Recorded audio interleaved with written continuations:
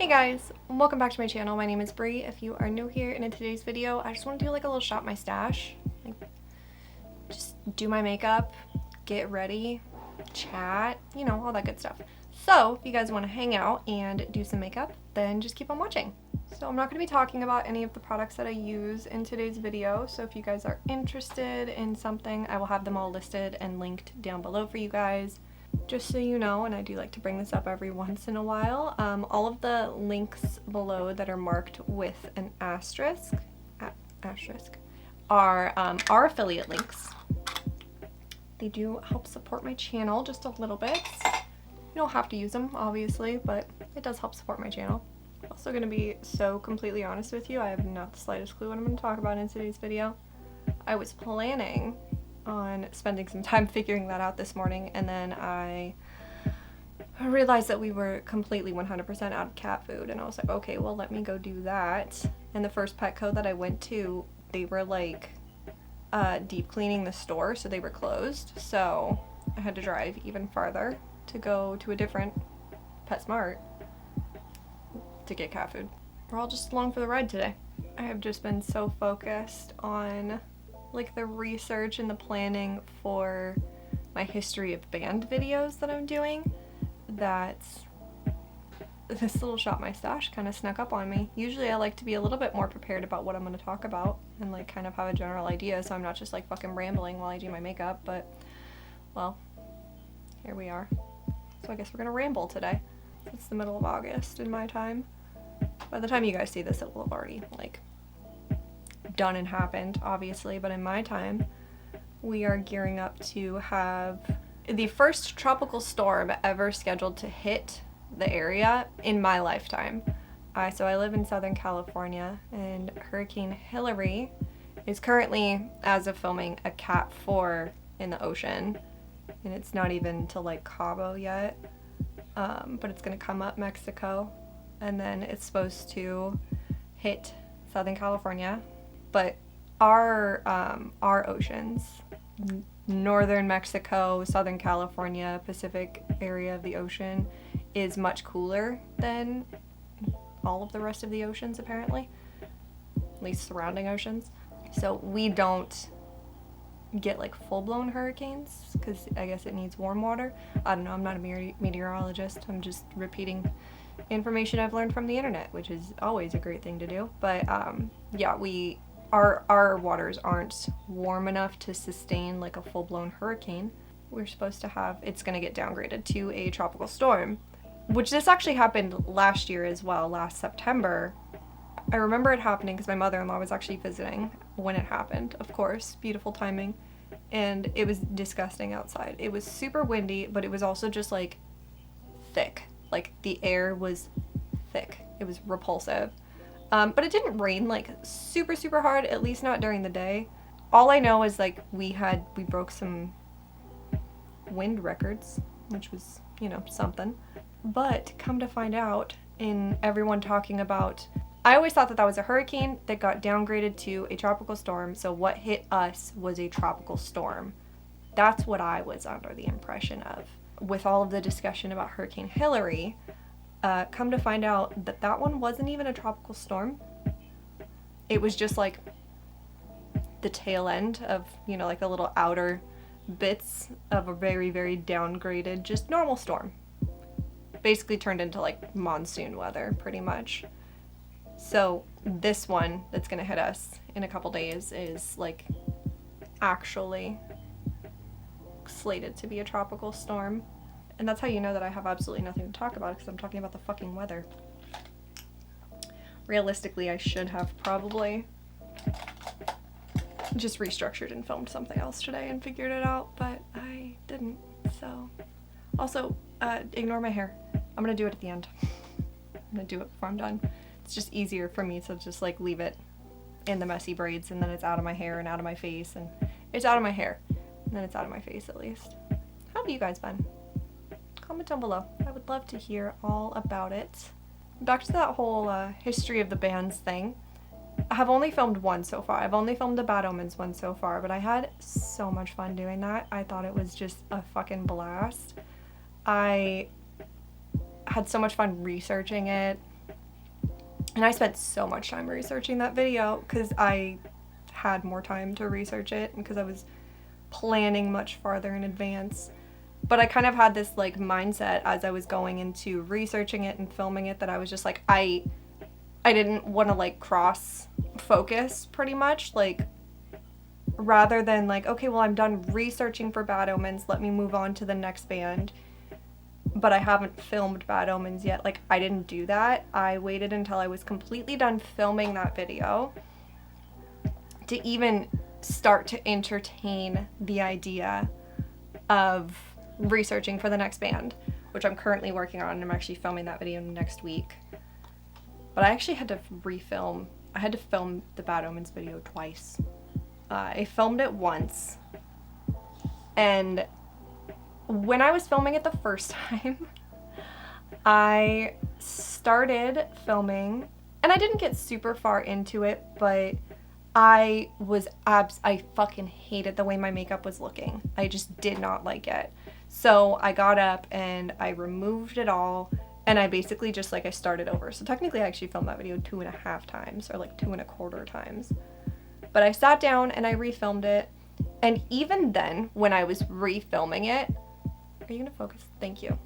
Even when I was refilming it, I still didn't like the way that my makeup was looking, but I kind of just pushed through it, and I was like, maybe what I'm seeing like in the mirror is, you know, not actually translating to the camera. Maybe like I'm just being hard on myself because I already wasn't liking the way that my makeup was looking originally. Like, maybe it'll be fine.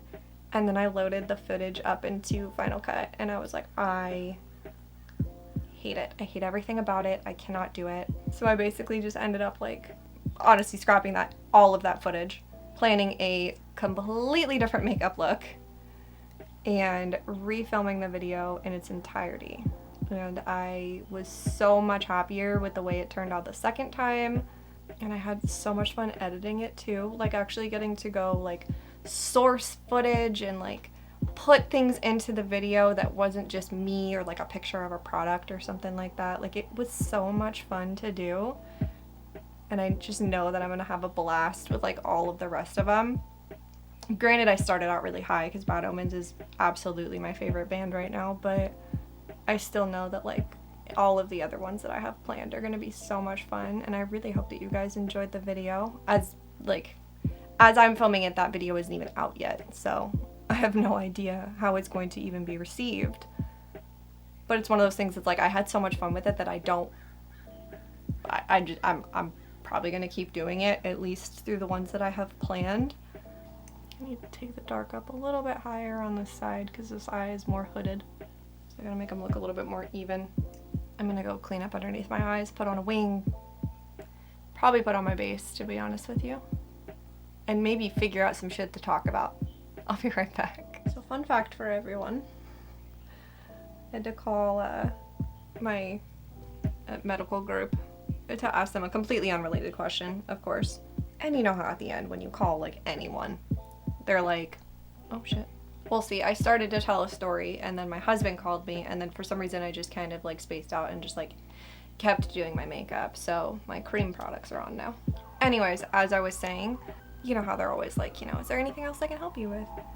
And I was like, hey, you know, while I have you, which I had actually asked them this question before and was given like a no, we can't help you kind of answer.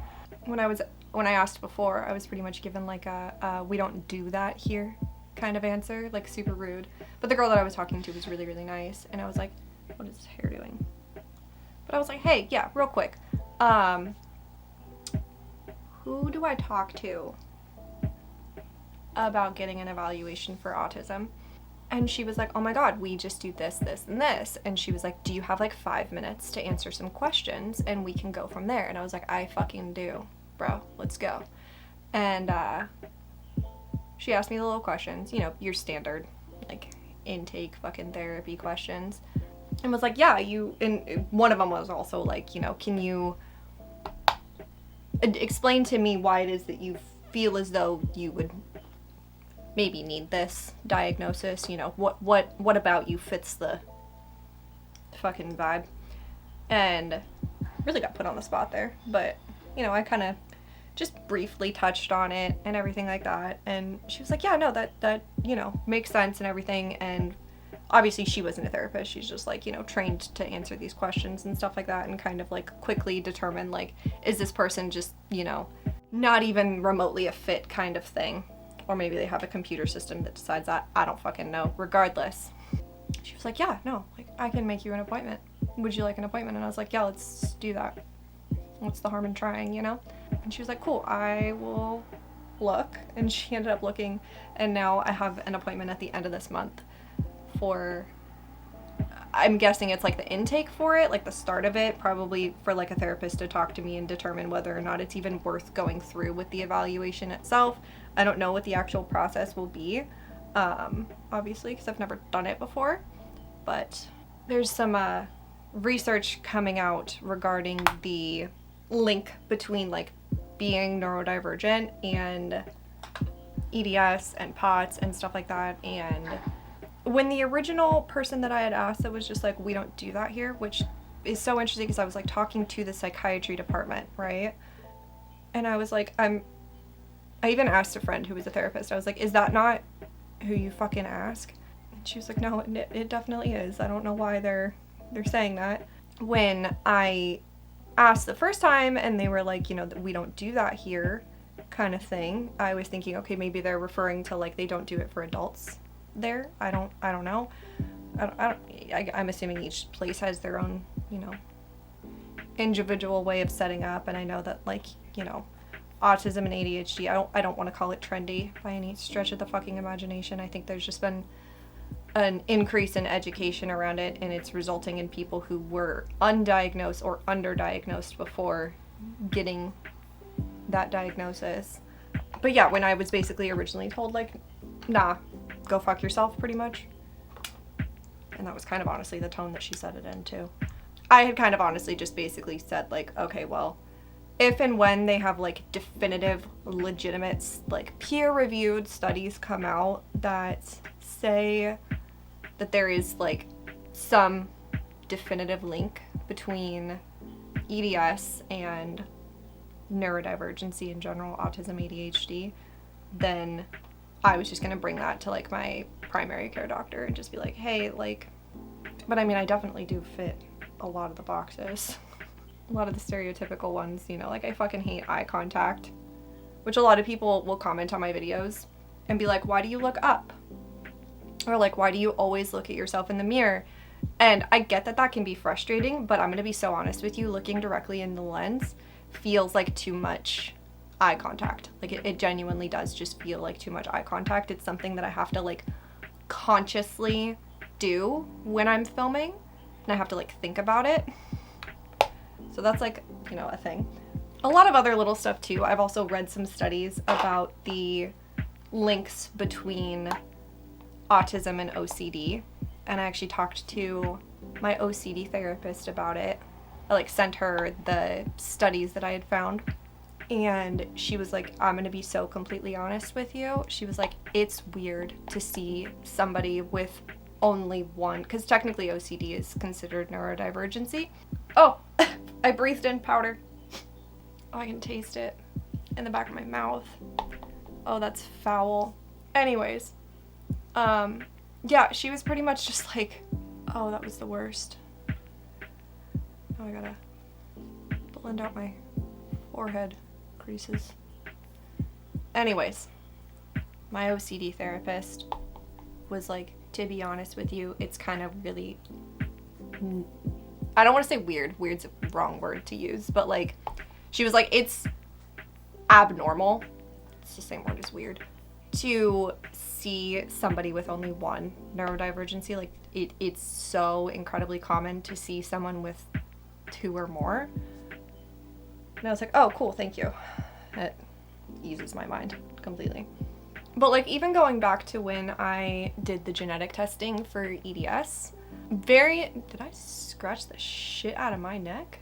There's these things called variants of unknown significance when you get genetic work done, genetic testing done. And it's not something that's like nothing that's in a variant of unknown significance. Like, it is literally that. They don't know what it is, right? So you have a weird mutation on a gene, and at the time of testing and at the time of results, they don't know what that variant means, right? It could mean everything, it could mean absolutely nothing, right? And everything in between. And I had a couple little variants of, you know, unknown significance, most of which didn't, like, I wasn't worried about. Like, for example, one of them was a variant of unknown significance that would have put me at a higher risk for prostate cancer, and I was like, don't have one of those, so not really too terribly concerned about that, and I'm not having kids, so I don't need to worry about passing on that variant, you know? But a lot of the variants that were on my genetic, like, results were, my variants of unknown significance, my VUS, were just in little lists. Like, it was in a little box at the bottom that just said, like, this one, this one, this one, and this one. No information about them whatsoever. No, like, nothing. It was literally just the name of the gene, right? But there was one, which tells me that that one's a variant of possible significance, would be my guess on it. I don't know. I'm not a fucking doctor. All of them didn't have any descriptors for them except for this one. And it was even one that, like, when my geneticist called me to, like, go over my results, she specifically called it out as, like, a, you know, this is something that we, like, she wanted to discuss it with me and discuss those results, and also, like, basically something to, like, keep an eye on. And that particular gene is called the Urbin gene, ERBIN. And on my little genetic workup even, it had, you know, all of the things that it could result in. And a couple of them, like, one of which being hypermobility, one of which being eczema, which I'm a lot better with it now, but there was one point in my life where I had, like, really, really bad eczema. What was the other?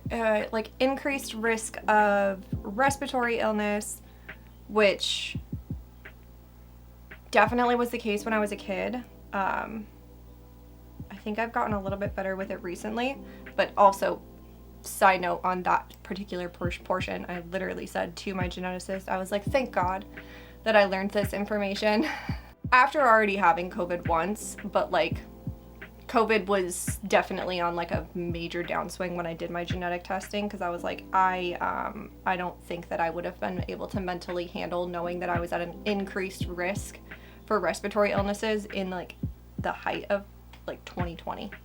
I don't think that I would have mentally been able to handle that. But the other thing that the Urbin gene mutation, specifically my mutation, calls out is that it is currently being studied as one of the genetic markers for autism, which is spicy. Literally went in to find out if I had Ehlers-Danlos syndrome and came out finding out that there was an increased chance that I had autism. And, like, I already kind of had some suspicions at that point, to be honest with you. I've had some suspicions for quite a long time. So yeah, that's something that's, oops, did that in the wrong shade. Something that's happening soon. By the time you guys are seeing this, I will have already done at least that intake appointment. So more than likely my next Shop My Stash that I film, I will probably discuss all that and how that went. So that's, like, super fun and exciting, right? I don't think any of us would be surprised if I got on here in a video, like, in a future video, and was like, yeah, so I have autism. I will say that I was talking to my husband the other day,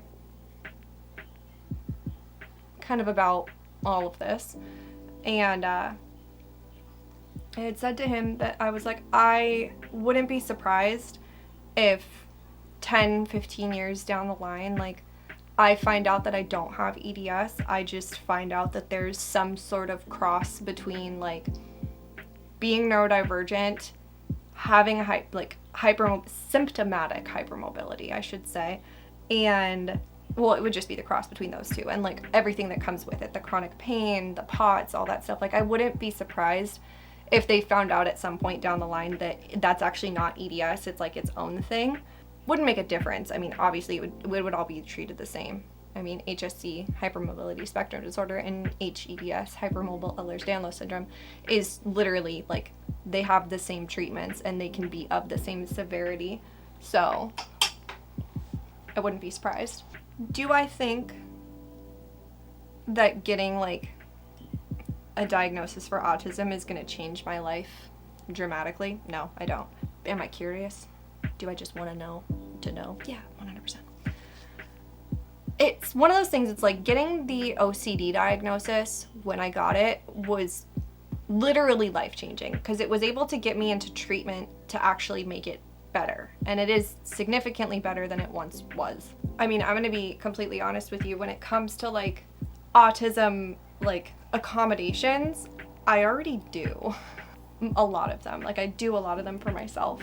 Like I'm sure that in some ways a diagnosis will probably be able to help. Like maybe then I'll be able to turn around and when I get like a customer complaint of someone being like, you're fucking rude, I can just be like, I'm not trying to be, I'm just not masking my voice. I will leave out about the part, you know, about me not masking my voice because they're fucking annoying me. But yeah, I do get customer complaints of people saying that I'm rude when realistically it's just because I'm talking like this. I can't even, it's really hard to take it off.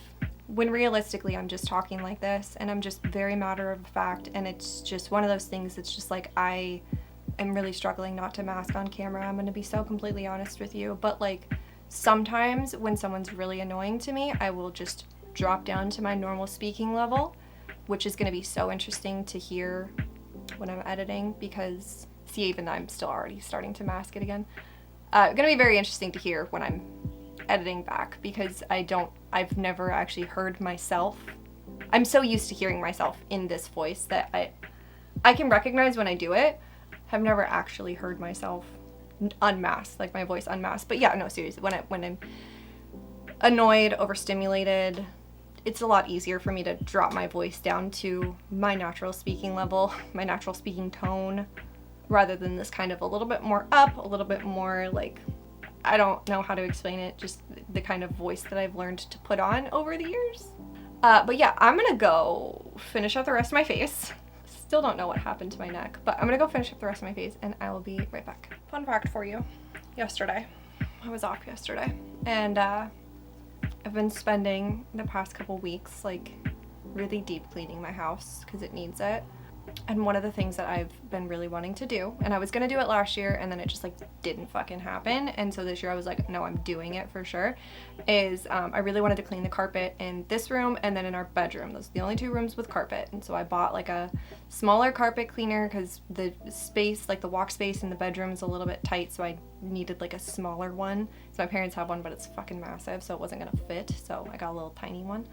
Not a tiny one, but like a vacuum sized one, you know? I did this room last week, which, fun fucking fact for you, before I sat down to film, Lola sat on a desk right over there and just puked off the edge on my freshly cleaned fucking carpet, because of course she did. But yesterday, I carpet cleaned the bedroom, and as I was getting ready to do it, I was like, okay, what do I, because we have a couch bed in the living room, so I was like, that's where we're gonna sleep, because the cats will scream if they can't have access to us. So I was like, we'll sleep on the couch tonight. They'll have access to us because I don't want them walking around on the wet carpet and like getting it on their little feetsies and then licking it off of their little feetsies, you know?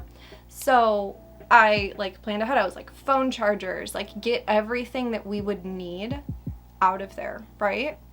Clean the carpet, doing great. Everything's done.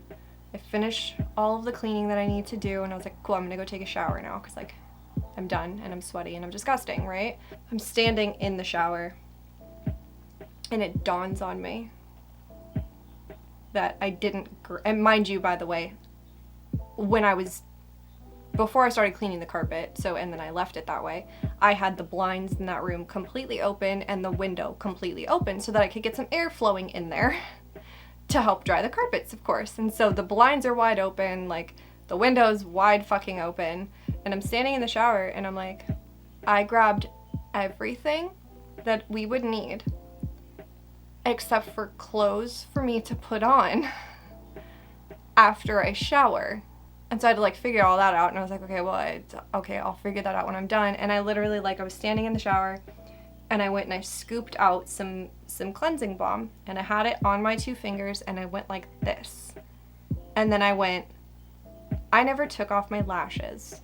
My lashes that I had just opened yesterday, freshly cut, freshly applied, had literally only been worn for like maybe 5 hours. And they were a good pair of lashes. Like all of my lashes are good pairs of lashes, but I have some, like even these are a little bit too much. They work with this makeup look, but like for normal day-to-day, like more softer glam makeup looks, like they're a little bit too much. I'll wear them because they're the ones that I have open, and I don't like having multiple pairs of lashes open at once. But like those were like good fucking lashes too. Like they were like the perfect length, the perfect like volume, the perfect, like I had cut them to perfection. I was so upset. I was so fucking upset because there was nothing I could do at that point. You know, where was I gonna put them? First of all. And second of all, I had cleansing balm all over my face and all over my hands. Like there was nothing that I could do besides just rip them off and just throw them away. So fucking disappointed. So disappointed. Anyways, I fixed my hair. I still don't know what's going on with my neck. Is it a cat? Did I do that? I don't know. I swear that wasn't there when I started filming, but I guess I'll find out when I edit this video. But yeah, I'm gonna wrap up today's video. Comment down below and let me know how you're doing. Let me know some about your life. I would love to hear all about it. Please subscribe if you have not already. It would mean the world to me. Like this video, ring the bell, do all the things. I hope that you guys have an awesome, awesome day. I'll see you guys in my next one. Bye!